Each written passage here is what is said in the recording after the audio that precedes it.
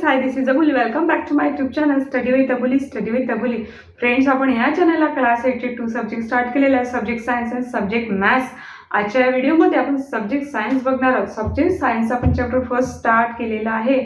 आजच्या ह्या व्हिडिओमध्ये चॅप्टर फर्स्टचा सब्जेक्ट सायन्स चॅप्टर फर्स्टचा आपण एक न्यू टॉपिक बघत आहोत, classification of micro organism. Classification of micro organism means classification of microbes. तर हा टॉपिक तुम्ही आजच्या व्हिडिओचा स्टार्टिंग ते एंडिंगपर्यंत बघा, विदाऊट स्किपिंग. हा फार महत्त्वाचा आहे आणि ह्या चॅनलवरचे व्हिडिओ बघायचे असतील तर नक्की या चॅनलला व्हिजिट करा. And friends, without wasting any more time, let's start our video.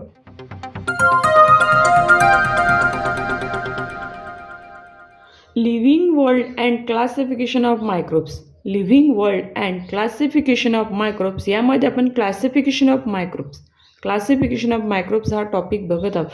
Microbe means बघा, micro organism. Microbe means micro organisms.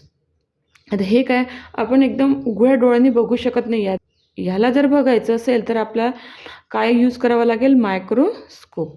हे मायक्रो ऑर्गॅनिझम आपण मायक्रोस्कोपिक व्ह्यूनीच बघू शकतो. बघा, हे राहतात कुठे? Environment, air, soil, inside door, outside part.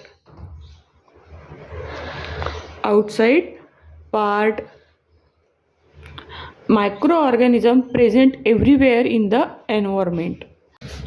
Microorganism small आहे, मायक्रोस्कोपिक थ्रू आपण त्याला बघू शकतो, बट ते are present in large number. तर ते अर्थवर एव्हरीवेअर ते लार्ज नंबरवर प्रेझेंट आहे. या सगळ्या लार्ज नंबरवर, या सगळ्या लार्ज नंबर मायक्रो ऑर्गॅनिझमचा स्टडी करायचा असेल तर त्याला क्लासिफाईड करणं आवश्यक आहे. तर आता आपण क्लासिफिकेशन ऑफ मायक्रोब जो मेन टॉपिक आहे या व्हिडिओचा तो बघूया. बघा, याचे 2 टाईप्स आहेत. फर्स्ट आहे प्रोकॅरियोट्स आणि सेकंड आहे यूकॅरियोट्स. म्हणजे जे सगळे प्रोकॅरियोट्स राहील ते कशाचे राहील? सिंगल सेलचे. प्रोकॅरियोट्स कसे राहतील? Single cell. म्हणजे त्याला आपण युनिसेल्युलर म्हणतो. युनिसेल्युलर राहतील आणि not well defined nucleus, not true nucleus. म्हणजे यामधला न्यूक्लियस जो आहे तो कधी वेल डिफाईन्ड राहणार नाही. आणि कम्पेअर टू यूकॅरियोटिक, प्रोकॅरियोटिक काय आहे? Simple cell structure. कळलं असेल, प्रोकॅरियोट्स म्हणजे सिंगल सेल स्ट्रक्चर आहे, त्यालाच आपण युनिसेल्युलर म्हणतो. Not true nucleus and it is very simple structure as compared to eukaryotes. बघा, आता याला मी इरेज करते. बघा, प्रोकॅरियोट्समध्ये येतात बॅक्टेरिया. बघा, आपण प्रोकॅरियोट्समध्ये बॅक्टेरिया बघितलेला. आता यूकॅरियोट्समध्ये काय असते? वेल डिफाईन्ड न्यूक्लियस असते. यामधले जेवढे ऑर्गॅनिझम्स, मायक्रो ऑर्गॅनिझम, त्याचं जे न्यूक्लियस असते ते काय असते? वेल डिफाईन्ड न्यूक्लियस. यूकॅरियोट्स हे मल्टीसेल्युलर सुद्धा असतात. युनिसेल्युलर ते multicellular. They present everywhere in the environment. बघा, आता यूकॅरियोट्समध्ये काय काय येतं हे आपण बघूया. यामध्ये 3 पार्ट्स येतात. फर्स्ट येतो प्रोटिस्टा, सेकंड फंगी आणि थर्ड येतं अल्गी.